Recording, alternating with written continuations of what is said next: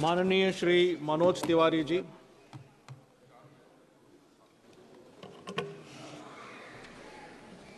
जी बहुत बहुत धन्यवाद माननीय सभापति महोदय।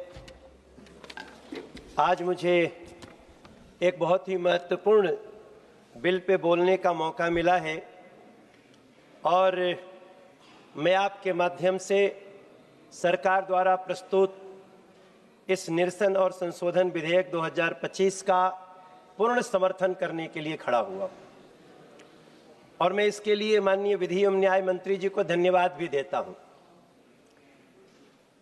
माननीय सभापति जी, जब हम लोग आमतौर पे चर्चा करते हैं तो इस देश में दो तीन बातें बड़ी प्रचलित है। अरे न्याय में बड़ी देरी हो रही है, आम जन पिस रहा है, हमारा केस 8-8 साल 10-10 साल से चल रहा है। और इतने कुछ देखने सुनने के बाद भी अगर लोग मौन रहे, सरकार मौन रहे, तो ये नहीं हो सकता मोदी सरकार में। इस नाते में बहुत प्रसन्नता व्यक्त करते हुए आज इस बिल का, इस संशोधन का बहुत समर्थन करता हूं। मैं तो कई बार कविताएं भी लिखता हूं। आज इस विषय पे मैं सोच रहा था कि कानून जाल में फंसे देश, ऐसी भी क्या मजबूरी है। कानून जाल में फंसे देश, ऐसी भी क्या मजबूरी है। जब जब भ्रमजाल बड़ा होगा, उद्बोधन बहुत जरूरी है। बहुत बढ़िया। मोदी सरकार से आशा है, ये पूरा देश इस समय आशा से उनको लगातार तीसरी बार चुना है। मोदी सरकार से आशा है, अब जन विश्वास पूर्ण होगा। जब जब भ्रमजाल बड़ा होगा तो संशोधन बहुत जरूरी है। सभापति जी, संशोधन बहुत जरूरी है। मैं जब इसके बारे में पढ़ रहा था पूरा, तो मुझे 71 ऐसे कानून दिखे जिसको आज संशोधित या बदला जा रहा है। हमारे माननीय साथी कुरियोकोस जी, उन्होंने एक लाइन बोल दिया कि यह सदन के समय की बर्बादी है और क्या क्या है, शर्मनाक है, ऐसे बातें कह दिए। मैं अपने उस साथी को बताना चाहता हूं कि जो आज संशोधन आया है, इसमें हमारे 1886 से 1988 तक के कुछ कानूनों को हम लोग संशोधित या समाप्त करने जा रहे हैं, जो कि काम आजादी के 20-25 साल में ही हो जाना चाहिए था सभापति महोदय। लेकिन ये वो करेगा जिसको पिसती हुई जनता के सरोकार दिखेंगे। ये वो करेगा जिसको पता होगा कि नहीं, कानून के जाल में आम आदमी पिस रहा है। मैं जब सदन के सामने बोलने खड़ा हूं तो मैं आपको बताऊं कि इस 71 कानून में से मैक्सिमम तो वो कानून है जो अमेंडमेंट के बाद कानून के मुख्य अनुच्छेदों में शामिल हो चुके। और जब वो अमेंडमेंट किसी मुख्य अनुच्छेद में शामिल हो गया तो फिर उसको बनाए रखने का औचित्य ही क्या है। अब जो लोग संविधान को पॉकेट में लेके घूमते हैं, उनको कम से कम ये सोचना चाहिए कि विधि की पुस्तिका थोड़ा संक्षिप्त होनी चाहिए। इसमें 71 जो कानून को संशोधित या समाप्त कर रहे हैं, उनमें से 4 ही ऐसे कानून हैं जो समाप्त हो रहे हैं, जिसमें जो संशोधित हो रहे हैं। बाकी संशोधित सभी हो रहे 4 कानून को हम अमेंडमेंट कर रहे हैं। वो जो 4 कानून का अभी हमारे आदरणीय अर्जुन राम मेघवाल जी ने बताया, हो सकता है कि यहां सदन में बैठे हुए लोगों के कान में उस समय माइक न लगा हो, कुछ लोगों के पता न चला हो। माननीय सभापति महोदय, हमारे देश में न्यायालयों में डिले टैक्टिस चलती है, ये सबको पता है। डिले टैक्टिस, क्या करना है, नहीं देरी कर दो, क्या करना है, नहीं उलझा दो। तो अब हम ये भी सुनते हैं कि जस्टिस डिलेड, जस्टिस डिनाइड। अगर इसकी चिंता मोदी सरकार कर रही है, हमारे विधि न्याय मंत्री जी कर रहे हैं, तो मैं इसको बहुत बड़ा संशोधन मान रहा हूं और इसके लिए उनका बार बार धन्यवाद करता हूं। देश में आज अनेक ऐसे कानून हैं जो विधि पुस्तकों में दर्ज है, लेकिन अब वो पहले से अप्रासंगिक हो गए। अब उनका व्यवहार में कोई उपयोग नहीं रह गया है, जिन्हें पहले ही नए कानूनों द्वारा प्रतिष्ठापित किया जा चुका है। फिर भी हमारे साथी लोग बोलते हैं तो उनको विरोधी करना है।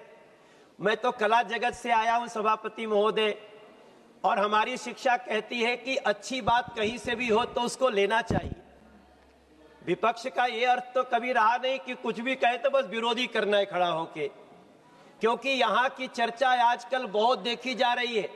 जब से मोदी जी प्रधानमंत्री बने हैं, किसी को बुरा न लगे, पहले वाले भी अच्छे ही थे, लेकिन जब से मोदी जी बने हैं, एक एक व्यक्ति का डिबेट मिलियन मिलियन लोग देख रहे हैं। और ऐसे समय में जब इस डिस्कशन को इतने लोग सुन रहे हैं, तो संशोधन की गरिमा को भी समझने की आवश्यकता है। ऐसे कानून न केवल भ्रम पैदा करते हैं, बल्कि न्यायिक एवं प्रशासनिक प्रक्रिया को भी अनावश्यक रूप से जटिल बना देते हैं। इन 71 कानूनों में वैसे तो बहुत सारे हैं, जिनको साथियों को पढ़ना होगा पढ़ेंगे, लेकिन 2016-2018 में भी हम लोगों ने कई अमेंडमेंट किए जो मुख्य अनुच्छेद में शामिल हो गया है, इसलिए उसका वहां बने रहने का कोई औचित्य नहीं है, वो केवल भ्रम ही पैदा करेगा। और ये बात हमारे विधि न्याय मंत्री ने समझी है। कई ऐसे कानून हैं जो 2019 में हमने अमेंड किया, अब वो मुख्य कानून के मुख्य धारा में आ गए हैं। 2020 में भी किया, 2021 में भी किया, 2022 और 23 में भी किया, लेकिन वो अमेंडमेंट करने के बाद, ये तो मैं तो थोड़ा सा कम अनुभवी हूँ, हमारे और साथी तो ज्यादा अनुभव, मैं तो भी तीसरी बार का सांसद हूँ। हमारे नॉर्थ ईस्ट दिल्ली के लोगों ने हमें यहाँ भेजा। सभापति महोदय, ये सबको पता है कि अमेंडमेंट का मतलब ही है, संशोधन का मतलब ही है कि उसको मुख्य कानून में शामिल कर लिया जाए, और जब मुख्य कानून में शामिल कर लिए तो उसको वहां बने रहने का कोई औचित्य ही नहीं है। अब इस आधार पे मैं तो एक लाइन हमारे प्रधानमंत्री जी की आजकल भारत के गली गली में हर ऑफिस में चलती है, और वो है मिनिमम गवर्नमेंट और मैक्सिमम गवर्नेंस, न्यूनतम सरकार और अधिकतम सुशासन, गुड गवर्नेंस। जब किसी से आशा हो जाती है ना सभापति महोदय समाज की, और वो सही मायने में देश की जनता के दर्द को समझता है, तो ये इन चीजों पे बहुत फोकस रहता है। मुझे आज, मैं जब कहीं जाता हूं देश में बात करने लोगों से, मैं जब लोगों को पूछता हूं, भैया आजकल आपको अपने परिचय के लिए टेस्ट तो नहीं कराना पड़ता है गेस्टेड अधिकारी से, तो लोग याद आता है अचानक से, हाँ हाँ भैया अब तो नहीं करना पड़ता है, अब तो हमनी के काम ऐसे ही हो जाता। बिहार में, यूपी में, झारखंड में, जहां जहां लोग जाते हैं, तब उसके पीछे सोचिए कितनी बड़ी सोच होगी। कभी ऐसे ही संशोधन से हुआ था, इस देश में सेल्फ अटेस्टेशन आया था। इस सदन का ये कार्य कितना बड़ा हुआ है। आज हम जो लिखेंगे उसको देश की सरकार मान लेगी, क्योंकि वर्तमान प्रधानमंत्री, वर्तमान सरकार को देश के प्रत्येक व्यक्ति पे विश्वास है, और विश्वास मोदी जी ने दिया है। आज उसी के तहत हम जहां के सांसद हैं दिल्ली में, हम लोग अपनी पुलिस कमेटी के हेड होते हैं जिले के। पहले डीएसपी, डीसीपी, एसीपी, डीसीपी डरते थे कि हम ये केस करके जाएंगे, फिर हमें बाद में गवाही देने आनी पड़ेगी। मैं धन्यवाद करता हूं अमित शाह जी जैसे गृह मंत्री का, जिन्होंने एक कानून बदल करके अब जो वर्तमान में है वही उसका ध्यान रखेगा, वो पद ध्यान देगा, ऐसा करके न जाने कितने करोड़ों लोगों का काम आसान कर दिया। तब में जब ये रिपील बिल आया है, मैं आपको चार वो कानून जिनको हम लोग संशोधित कर रहे हैं, बाकी तो हम लोग खत्म कर रहे हैं क्योंकि आवश्यकता नहीं, उस पर मैं थोड़ा सा ध्यान देना चाहता हूं। हमारी एक द जनरल क्लॉजेज एक्ट 1897, सभापति महोदय, जब हम कहते हैं ना सर्व, सेंड, गिव, नोटिस, तो इन शब्दों का अर्थ क्या होगा ये हमें ही परिभाषित करना होता है। देश के हजारों केंद्रीय कानून इसी पर निर्भर है। इसलिए अब जैसे एक उदाहरण मैं देता हूं, धारा 27 कहती थी, पहले कानून की स्थिति क्या थी? धारा 27 कहती है अगर कोई दस्तावेज रजिस्टर्ड पोस्ट से भेजा गया तो माना जाएगा कि वो समय पे पहुंच गया। जी मैं अब सोचिए, माना जाएगा कि समय पे पहुंच गया, कोर्ट में बहस हो रही है, रजिस्टर्ड पोस्ट अब सेवा व्यवहार में ही नहीं है, समाप्त हो चुकी है। तो जब वो रजिस्टर्ड पोस्ट ही समाप्त हो चुका है तो उसकी जगह स्पीड पोस्ट विथ रजिस्ट्रेशन करना, कानून को सेवा प्रणाली के अनुरूप अपडेट करना, ये बहुत बड़ा कार्य है। एक जो अभी अभी हमारे विधि मंत्री जी ने बताया, मैं तो सुन के भी हैरान हूं कि हमारे देश में अभी भी बाबा साहब भीमराव अंबेडकर जी की भावनाओं को ऐसे चोट पहुंचाई जाती थी। अगर ये संशोधन नहीं आता, आप सोचिए कलकत्ता में, चेन्नई में और एक जगह मुंबई में कुछ समुदायों को धारा 213 कहती है, इसमें थोड़ा सा मुझे समय दीजिएगा।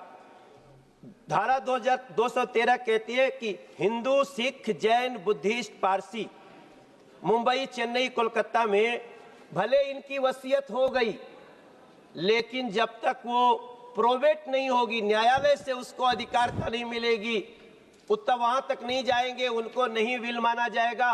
जबकि मुस्लिम कम्युनिटी या ईसाई कम्युनिटी के लोगों का विल ही मान लिया जाएगा। ये देश में इतना बड़ा असमानता, बाबा साहब भीमराव अंबेडकर जी के सपनों को ऐसे चोट, और उसके बाद भी हमारे साथी कह रहे हैं समय की बर्बादी है। मैं समझता हूं अब सभी को विल का जो असली अर्थ है वो यहां पर भी लागू होगा। हम अपने साथ साथ विधि न्याय मंत्री जी को बहुत धन्यवाद देना चाहते हैं। आप कृपया जी, हम लास्ट में एक बात करेंगे, डिले टैक्टिस में जब हम बात कर रहे थे, नोटिस कैसे जानी चाहिए, इस पर भी हमने थोड़ा थोड़ा संशोधन की बात की है और हमें पूरा विश्वास है कि इस संशोधन के साथ अब डिजास्टर मैनेजमेंट, अंत में मैं सभी लोगों के सामने डिजास्टर पूर्व तैयारी से उसकी तैयारी करेंगे, तब हम उसमें सही तरीके से जब ऐसी समस्या हो तो हम उसका निवारण कर सकते हैं। मैं मानता हूं सभापति महोदय, धन्यवाद। कि हमारे श्री लालजी वर्मा जी, माननीय अध्यक्ष जी, मैं इस सदन से आग्रह करता हूं कि निरसन और संशोधन विधेयक 2025 को सर्वसम्मति से पारित कर देश को एक सरल, प्रभावी और नागरिक हितैषी कानून ढांचा प्रदान किया जाए। ये मैं आपसे प्रार्थना करते अपनी वाणी को विराम। माननीय सभापति जी, आपने मुझे निरसन और